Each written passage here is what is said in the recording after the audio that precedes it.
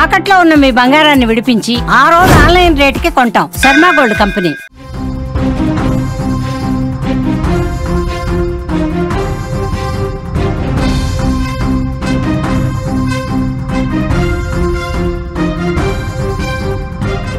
Online money gaming కి కేంద్రం check పెట్టింది. లోక్సభలో ఆన్లైన్ గేమింగ్ బిల్లుకు ఆమోదం తెలిపారు.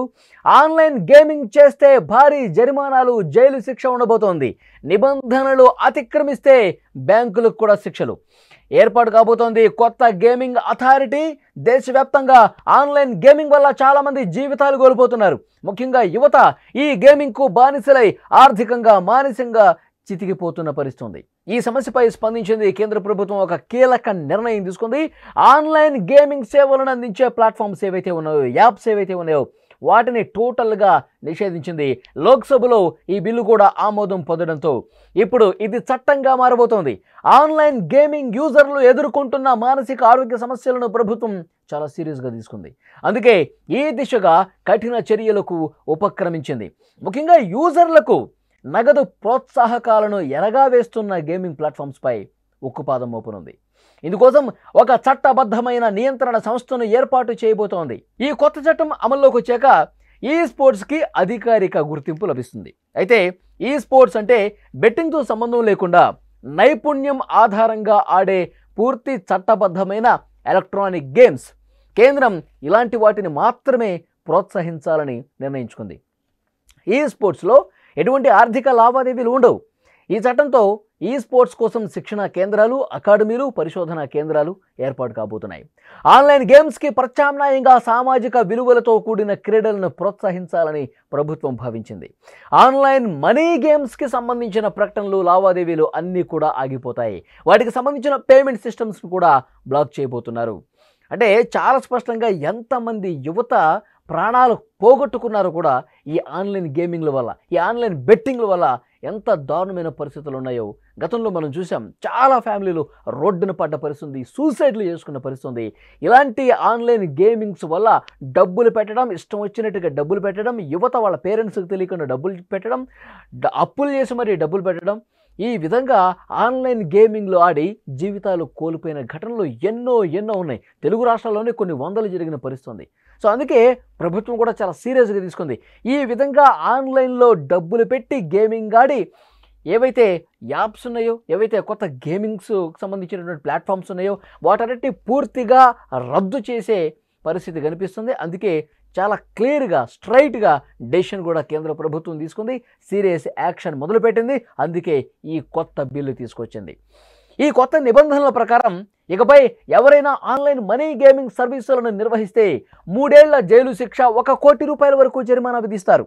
ప్రత్యక్షంగా కానీ పరోక్షంగా కానీ ఆన్లైన్ గేమింగ్ యాప్లను ప్రమోట్ చేస్తే 2 సంవత్సరాల జైలు, 50 లక్షల రూపాయల వరకు జరిమానా తప్పదు. ఆన్లైన్ గేమింగ్ కార్యకలాపాలకు సహకరించే బ్యాంకు యాజమాన్యాల మీద కూడా నాన్ బెయిలబుల్ కేసులు నమోదవుతాయి. దాదాపు ఇటువంటి శిక్షలే వర్తిస్తాయి.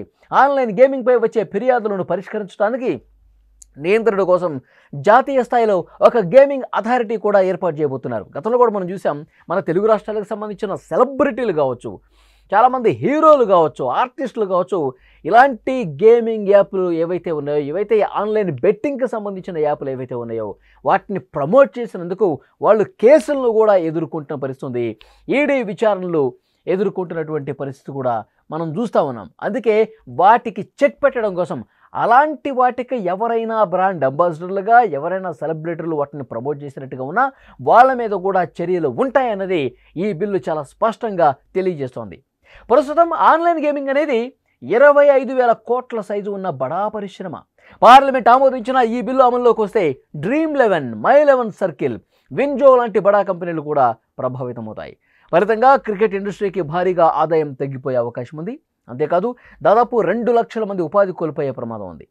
All India gaming federation, AIGF లాంటి సంస్థలు ఈ బిల్లును మరణశాసనంగా భావిస్తూ ఉన్నాయి.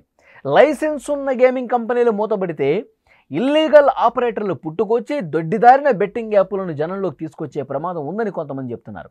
ఈ హెచ్చరిక ఏవి పట్టించుకోకుండా మోదీ ప్రభుత్వం ఆన్లైన్ గేమింగ్ మీద ఉక్కుపాదం మోపాల్సిందే. అసలు ఏ విధంగానూ వద్దు, ఏ విధంగా లైసెన్స్ ఉన్నా కూడా వద్దు, వాటిని మనం ఎంకరేజ్ చేయొద్దు. ఎందుకంటే యువత జీవితాలతో ఆడుకున్నట్టు అవుతుంది. యువత ఈజీగా డబ్బులు వస్తాయను, లేకపోతే ఎవరైనా ఈజీగా అందులో ఆడేసి వాళ్ళు ప్రాణాల మీదకు తెచ్చుకున్న పరిస్థితి ఉంది. కాబట్టి ఎక్కడ కూడా కేంద్ర ప్రభుత్వం ఉపేక్షించే పరిస్థితి లేదు. వెంటనే చర్యలు తీసుకోవాలని అనుకుంది. కేంద్ర ప్రభుత్వం ఈ బిల్ తీసుకొచ్చిన పరిస్థితి. యువత నిజంగా ఈ గేమ్లకి అలవాటు పడిపోయి తమ కెరీర్ని పోగొట్టుకుంటున్నారు, డబ్బులు పోగొట్టుకుంటున్నారు, జీవితం పోగొట్టుకుంటున్నారు. ఇంత సీరియస్గా ఒక జాడ్యంలాగా ఇది వేళ్ళూనుకుని పోయింది. కాబట్టి దీన్ని పారద్రోలాలని సంకల్పించింది కేంద్రం. అందుకే ఈ బిల్ తీసుకొచ్చింది. యువతను, సామాన్యులను రక్షించాలన్న ఒకే ఒక లక్ష్యంతో ప్రభుత్వం ఈ డెసిషన్ తీసుకుంది. Sri N.K. Premachandran. No, no. Sir, the house is not in order. The question is that the leave may be granted to introduce the bill. Those in favor may say yes. Those against may say no. I think the ayes have it. Ayes have it. The permission is granted and the minister may now introduce the bill.